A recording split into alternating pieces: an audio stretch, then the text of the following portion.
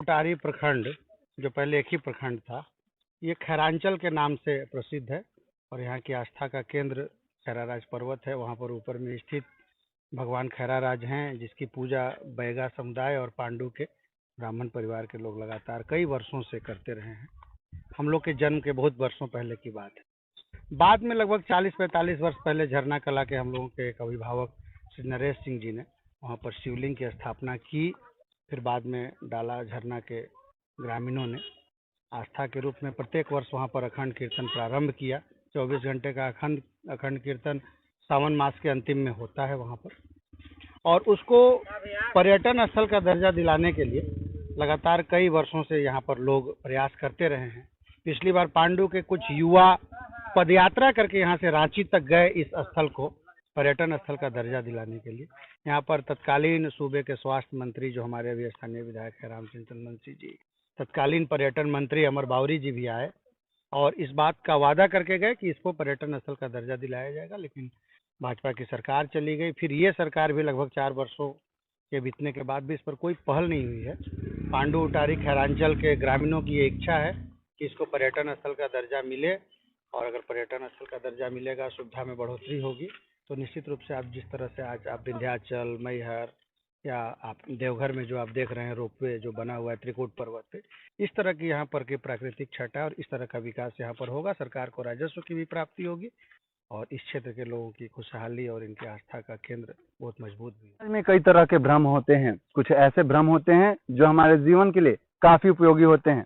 जैसा कि हम जानते हैं कि सूरज न डूबता है और न उगता है, लेकिन हम मानते हैं कि सूरज डूबता भी है और उगता भी है। ऐसे ही आस्था का मान्यता और पौराणिक कथाओं से जुड़ा एक रहस्यमय स्थान है पलामू जिले में, जो कि पांडु प्रखंड में पड़ता है। खैरा पहाड़ के नाम से प्रसिद्ध यह स्थल है। आपको तस्वीरों में दिखाएंगे कि यह एक खैरा पहाड़ है जो कि खैरा राज बाबा के नाम से प्रसिद्ध है, और यहाँ हर वर्ष सावन में पूर्णिमा के दिन भव्य अखंड कीर्तन का आयोजन होता है, जो कि मेले की तरह आयोजन होता है, और पूरे ग्रामीण स्थानीय लोग आकर यहाँ पूजा अर्चना करते हैं। इस स्थल पे चढ़ने के लिए जो चढ़ाई है वो काफी कठिन है।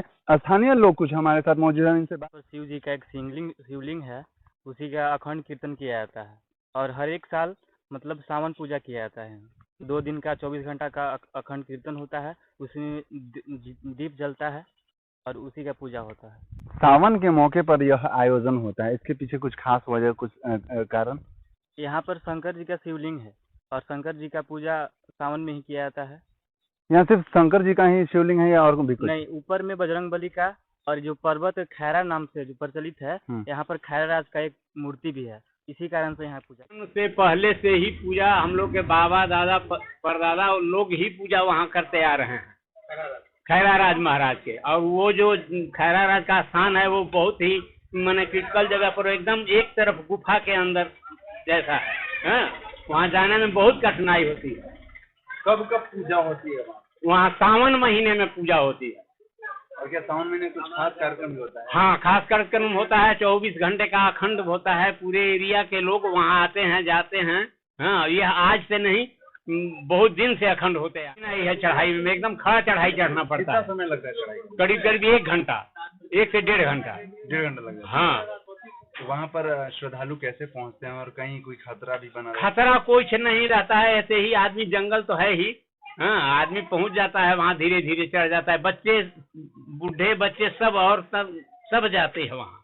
आस्था मान्यता क्या है? बहुत, हम लोग को दिव्य स्थल है वहाँ, जो वहाँ मन्नत मांगते हैं सब पूरा हो जाता है। हाँ, इसलिए लोग वहाँ जाते हैं और आस्था का केंद्र है वह हमारे यहाँ।